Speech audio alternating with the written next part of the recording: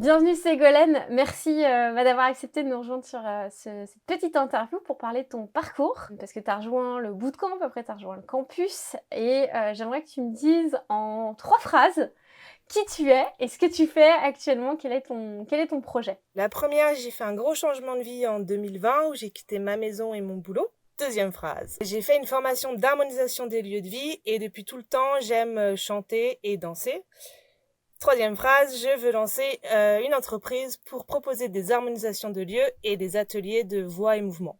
Génial. Et qu'est-ce que tu faisais avant de rejoindre le bootcamp? Où est-ce que tu en étais dans ta vie? C'était quoi ce qui t'a mené en fait à venir rejoindre le bootcamp? Après 2 ans de nomadisme, je me posais dans un endroit et j'avais besoin de construire.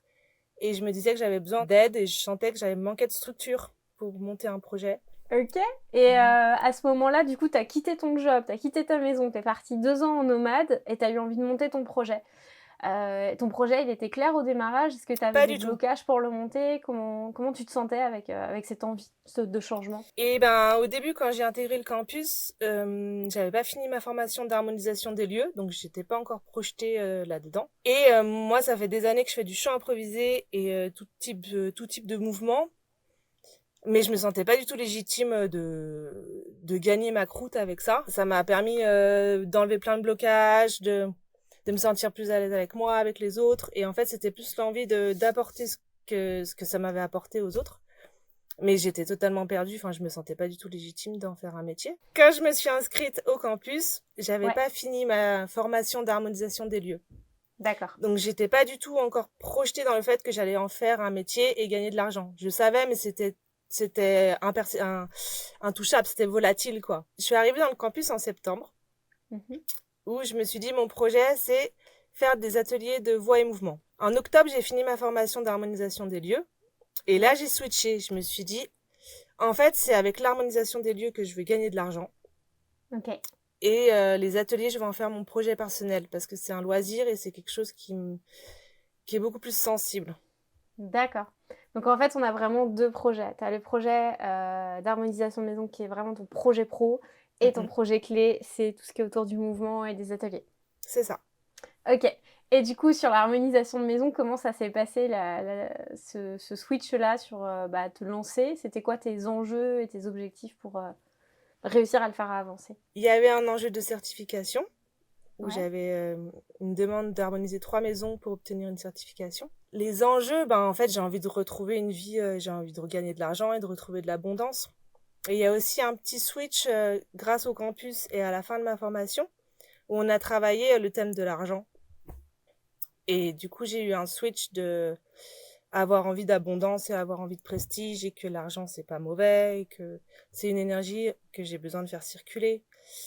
Et de me rendre compte, en fait, que j'avais vraiment des schémas au genre richesse égale mauvais ou briller, t'écrases les autres, des espèces de comparaisons comme ça, pas cool.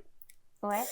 Et du coup, les exercices du campus, d'entendre mais tu ne te vends pas, tu vends un service qui offre une solution, d'entendre, de chercher mon pourquoi dans les modules qui m'a beaucoup aidé, de me relier au sens en fait de qu'est-ce que j'offre au monde. Et je Ouais. pense que c'est ça, c'est avoir envie d'offrir enfin quelque chose au monde, parce que moi j'ai fait des millions de stages, des millions de pratiques, et je crois que j'en arrive au moment où j'ai envie d'offrir et que c'est bien joli de me développer, mais maintenant je veux y donner quoi. C'est génial. Mm. C'est un gros switch, hein, parce que c'est pas facile, de Mm, switcher mm. sur, je peux gagner ma vie en faisant quelque chose que j'aime et qui peut être utile aux autres. Surtout quand on fait des métiers de cœur, des métiers dans lesquels on croit, ça peut être un frein en fait. Et justement, ça a été quoi les différentes étapes que tu as traversées dans le campus? Tu en as parlé un petit peu, mais si on les définissait en, par exemple, 3 grandes étapes qui t'ont aidé à construire ton projet? Et ben l'ikigai, hein, l'ikigai de réunir tout ce que je savais faire, ce pourquoi je suis douée, ce que j'aime, ce que le monde a besoin. En fait, moi, le gros switch, c'est quand j'ai vraiment compris à ce moi et ce monde extérieur et là où ça se rencontre, en fait. Ouais, Ça a été une grosse étape de dire, ah ouais, je suis dans mon petit monde et j'arrive pas à aller rencontrer l'extérieur. Surtout en faisant de l'harmonisation de lieux où, bah, c'est quelque chose qui est pas courant. Et la troisième étape, ça a été d'en parler, quoi. De trouver les mots pour que tout le monde comprenne et aussi, moi, de cerner à qui je m'adresse Donc j'ai envie de dire, il y a eu vraiment cette prise de conscience de me ramener mon monde avec le monde extérieur et après de comprendre les personnes avec qui je parle. Et ça, en fait, toi, tu m'as beaucoup inspiré là-dessus, vraiment. Dans les feux de camp, je trouve que tu sais rentrer dans le monde de l'autre. Et ça m'a beaucoup, beaucoup inspiré de me dire, waouh, mais en fait, je suis pas toute seule dans mon monde et si l'autre il me comprend pas, je suis pas agressée, il y a pas de souci. C'est juste qu'il a un autre monde. On a vraiment tous des mondes. Et comment je fais pour entrer dans le monde de l'autre et comment je fais pour élargir mon monde et intégrer son monde. Vraiment trouver le croisement le croisement entre les deux, quoi. Quand je parle du monde, il y a nous et le monde extérieur. C'est vrai que des fois, on a du mal à le formaliser. Je me souviens d'un feu de camp live où j'étais un petit peu challengée sur mais à qui tu parles, c'est quoi le deuxième. Je sais que sur celui-là, j'ai été un petit peu challengeante, mais c'était vraiment pour essayer j'essayais de comprendre le truc. Et le feu de camp suivant, t'avais gagné en clarté parce que justement, je pense que t'es allé voir, si je me trompe pas, t'as fait un salon, c'est ça, hein? Oui, j'ai fait un salon. Où je me suis beaucoup entraînée à parler, justement. En fait, comme j'essayais d'expliquer des choses un peu ésotériques, énergie, quoi. Mais dans mon enfance, on me disait, mais c'est go, n'importe quoi. Je suis en train d'enlever cette tendance de me défendre parce qu'on me croit pas. Et juste de dire, moi, ça me parle. Et à quel niveau je le partage. Et sentir la personne qui est en face et à quel niveau je peux le partager. Ouais. Et vraiment, j'ai vraiment envie de te dire merci parce que ça m'inspire vraiment comment t'écoutes les gens et comment je sens le non-jugement et comment je sens le cœur. Et c'est ça qui m'a beaucoup aidé aussi à faire la même chose, quoi. C'est génial. Merci. Je suis contente de voir que j'ai pu te débloquer à ce niveau-là. Et ouais, ça, c'est un message que j'ai envie de passer parce que comme tu disais, on a tous des mondes différents. Et moi, je suis pas je suis très cartésienne sur plein de trucs et je te l'avais dit. J'avais dit, moi, j'ai du mal à cerner ça. Mais par contre, tu m'as donné des exemples concrets sur l'harmonisation de maison. Donc, il y avait la partie, comme tu disais, ésotérique, spirituelle qui va avec. Bon, moi, j'ai des blocages sur la spiritualité. C'est mon histoire à moi. Mais tu m'as donné des exemples concrets. J'étais, ah oui, là, je capte à quel moment c'est quelque chose sur lequel je peux me raccrocher. Et du coup, toi, je pense que tu as trouvé, comme on dit souvent, le langage qu'il faut avoir et surtout les personnes à qui t'adresser. C'est sûr que tu auras plus de mal à venir toucher quelqu'un qui est très cartésien, slash une personne qui a déjà fait ce parcours-là et qui est prêt à le vivre et tout. Ça veut pas dire que moi, je serais pas capable, peut-être dans 5 ans, à aborder ça, tu vois. Et c'est pas un jugement, c'est juste, comme tu dis, c'est les mondes qui s'entremêlent. Et est-ce que tu as eu une autre prise de conscience comme ça à travers ton parcours ? Oui, une prise de conscience que le stress, en fait, il donne l'impression qu'il y a trop de choses à faire. Et moi, je sais que du coup, dans ces moments-là, je suis juste débordée et j'arrive plus à réfléchir. Et j'ai vu que quand je ralentissais et quand je mettais moins d'enjeux et que j'écoutais juste... c'est ce que j'ai fait la semaine dernière. Je me suis rien prévu. D'habitude, j'ai des listes comme ça. Aujourd'hui, c'est ça. Je me suis rien prévu et j'ai fait, tiens, j'ai envie de faire ça. Hop. Et en 2 heures, c'était terminé. Parce que j'ai juste laissé émerger le, tiens, j'ai envie de faire ça. Ah, trop bien. Du coup, tu te laisses des plages horaires libres. Eh ben, c'est tout nouveau de la semaine dernière parce que j'ai fait un jeûne et le jeûne m'a obligée à ralentir, Et du coup, comme je voulais prendre soin de moi, je me suis rien prévu. Mais en fait, j'ai avancé 2 fois plus qu'en un mois, quoi. Incroyable.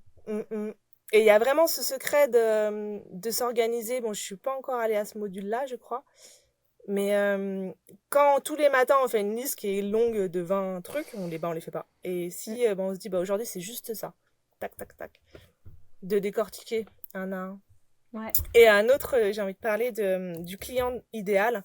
Et en fait, moi, il y a vraiment le client de cœur qui m'a parlé. J'ai passé beaucoup de temps sur ce module, le module 3.7. J'avais mes petites fiches avec, je te dis, j'avais tous mes personnages. Jusqu'à ce que je comprenne qu'en fait, c'était moi. Parce que qu'est-ce qu'il aime, qu'est-ce qu'il écoute, qu'est-ce qu'il voit, c'est que ce que je connais que je mets. Donc, ce n'est que moi. Et ça m'a fait un petit choc. En fait, c'est moi mon client idéal.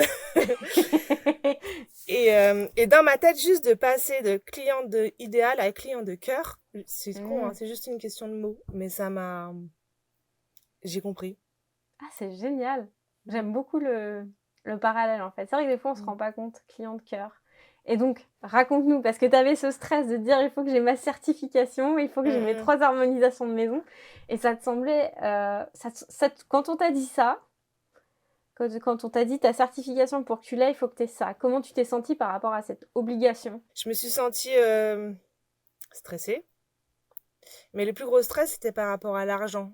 Parce qu'en fait, ces harmonisations de maison, j'aurais pu les proposer gratuites. Et là, j'aurais eu... voilà, c'était facile, quoi.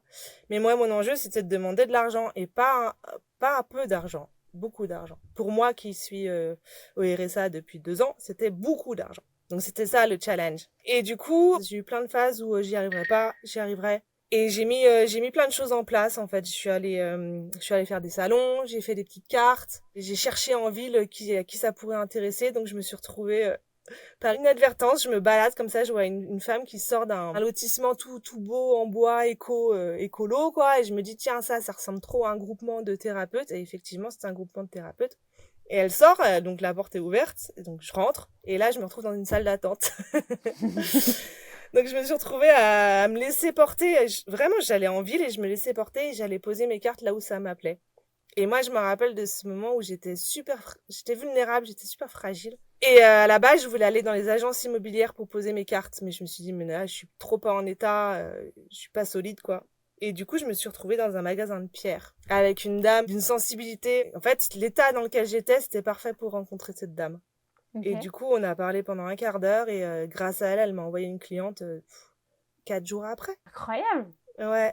Et c'est ça, en fait, que j'ai envie de partager, c'est que ça a été dans mon moment le plus sensible que j'ai pu, en quelque part, être le plus vrai avec cette dame. Et c'est là que c'est venu, quoi. Je pense qu'en fait, il faut vraiment écouter son instinct parce que ma 3e maison, je l'ai trouvée en allant voir des amis qui sont à 3 quarts d'heure de route. Et en fait, je sais pas pourquoi, en moi, ça me disait, mais vas-y.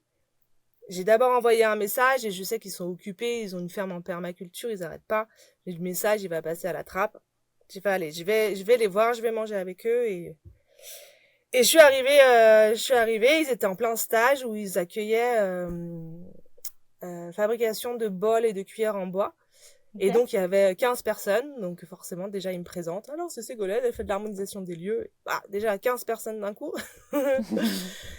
Et voilà, et ces personnes envoient un mail à leurs adhérents, à leurs personnes qui les suivent. Et le lendemain, j'avais ma 3e maison. Et ça, c'est parce que j'ai juste eu le feeling, il faut que j'aille voir ces gens-là. Et donc, ce que j'ai envie de dire, c'est suivez vos petits feelings comme ça. Le nombre de fois où je me suis retrouvée dans des magasins ou devant des personnes, en moi, ça me disait, mais qu'est-ce que tu fous là? Et voilà. Incroyable. Du coup, tu as eu tes 3 harmonisations de maison. Et voilà. Du coup, j'ai mes 3 harmonisations. Donc, ça veut dire que tu es certifiée. Ah, je sais pas. Maintenant, c'est un cours de certification. Mais c'est voilà. Ça n'a plus un obstacle sur ta route. Et c'est donc... plus de mon ressort maintenant. C'est fini. Et donc, tu as gagné des sous avec cette activité. Oui. Comment tu te sens vis-à-vis de ça? Eh ben, je suis contente. Je fluidifie mon rapport à l'argent et ça fait vraiment du bien. Ouais, non, mais c'est vrai. Non, mais c'est important d'en parler parce que quand on est indépendant, bah, c'est une peur. Et si on est bloqué sur ça, mais on peut avoir les peurs dans les deux sens. Hein. Il n'y a pas de jugement. C'est tellement abstrait, mais sur lequel on a plein de projections qui viennent de notre passé, qui viennent de ce qu'on nous a dit, de ce qu'on a vécu. Et que tu aies fait ce travail-là, c'est hyper cool parce que ça va te permettre de bien développer ton activité. Et surtout, bah, quand tu développes une activité qui fait sens pour toi, c'est de te faire kiffer.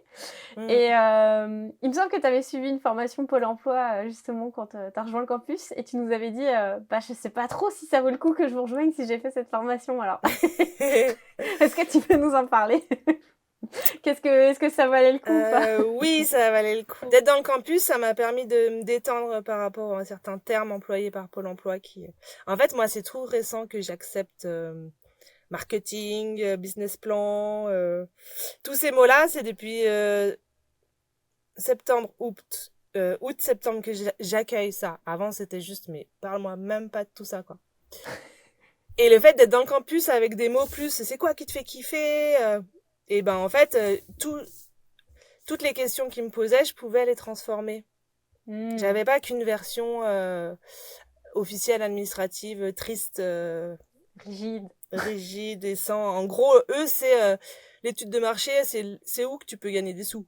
c'est où qu'il y a du boulot, c'est où qu'il y a de la demande, donc tu fais là où il y a de la demande. Ils te demandent jamais c'est quoi ton kiff, quoi. Et du coup, ça m'a permis de traduire. Ah, excellent. C'est intéressant, c'est de dire que tu as vraiment pu t'approprier, en fait, ce que tu avais du mal à absorber, parce que c'est normal, hein, franchement, quand on est un créatif, qu'on est quelqu'un qui travaille sur des métiers de cœur et tout, c'est moi aussi, les premières fois que j'ai entendu ces mots-là, j'étais non mais laisse tomber. Donc je te comprends à 2000%. Et du coup, tu avais hésité à rejoindre le campus? Pas longtemps, non. Pas longtemps. Et j'ai envie de partager que c'est les interviews qui m'ont vraiment émue quand j'ai vu toutes ces personnes qui deviennent elles quelque part, quoi. Qui se permettent. Je pense qu'en fait, c'est encore une histoire d'amour de soi à soi, hein. Et je te dis, je pleurais, hein, devant les interviews. Parce que je trouve ça trop beau. Je trouve ça trop beau de voir des gens qui se réalisent. Et voilà, moi, j'ai envie de me réaliser. Donc, allons-y, quoi. Et qu'est-ce que tu as le plus apprécié dans ton expérience du campus? Les feux de camp et les équipages aussi. Parce qu'à partir du moment, pour moi, où on intègre un groupe, on est un. Et du coup, l'énergie, on la sent. On peut partager, on est tous dans le même bateau, quoi. Et c'est chaud de se motiver tout seul dès qu'on a un petit coup de à quoi bon, c'est quoi la vie. Là, toutes les semaines, il y a un équipage, tous les mois, il y a un feu de camp. Si ça va pas, je fais un tour sur le campus et je vois qu'il y a plein de gens qui font plein de choses. Enfin, il y a une énergie qui est là. Et qu'est-ce que tu dirais justement à quelqu'un qui était comme toi, à ta place, pour lui dire, est-ce que tu nous rejoins dans l'aventure? Qu'est-ce que tu aimerais lui dire pour l'aider à prendre sa décision? Si vraiment il a envie de lancer son activité, de préciser qu'est-ce qu'il a envie de faire, parce que moi c'était le gros problème, qu'est-ce que je veux faire, de pouvoir partager pour débloquer des blocages. Et j'ai envie de lui dire, vas-y, si t'es prêt à t'engager envers toi-même, vas-y. Après, il faut y aller, quoi, faut s'engager aussi, il faut pas non plus rien faire. Ah non, bah non, ça, si tu rejoins le campus mais que tu fais rien, il va rien se passer, hein. Nous, on peut te donner tout ce qu'on veut, mais après, c'est toi à le mettre à bord. Si je dois terminer là-dessus, je dirais que pour définir le campus, pour moi, je dirais que c'est de l'énergie à disposition, de l'énergie en barre, quoi. Waouh. Voilà. Trop bien. C'est feu patate.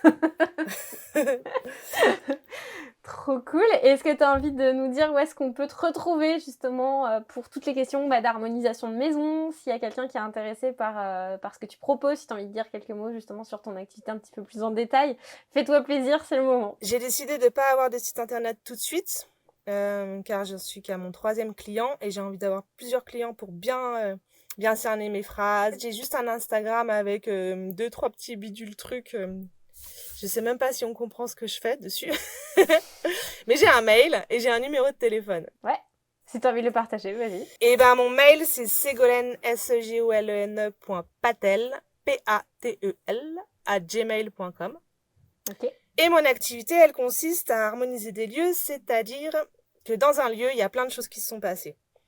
Donc avant toi, il y a eu déjà avant la maison, il y a eu, on ne sait pas ce qui s'est passé, et il y a eu la construction. Donc si l'architecte, il était en train de divorcer avec sa femme, le maçon, il en avait marre, il mettait ses parpaings et à chaque fois il disait fais chier, fais chier, fais chier. Tout ça, c'est une énergie qui est dans la maison. Si dans la maison il y avait un couple qui se déchirait, s'il y a eu des viols, s'il y a eu des suicides, s'il y a eu, même si c'est que là je parle de gros événements, mais toute l'énergie avant toi, elle est inscrite dans les murs. Tout s'inscrit, en fait.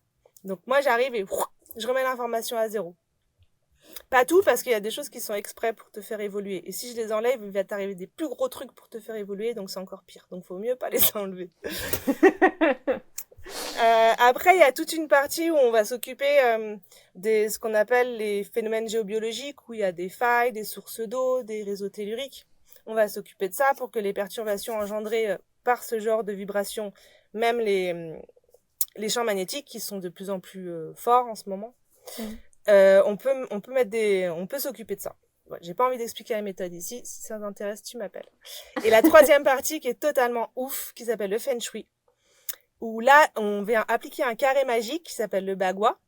Et dans ce carré, en fait, ça divise ton espace en 9 secteurs et on peut venir lire ta vie chez toi. En gros, moi, j'arrive chez toi, je peux voir des équilibres et déséquilibres qu'il y a chez toi. Où il y a un coin amour, un coin travail, un coin santé, un coin enfant.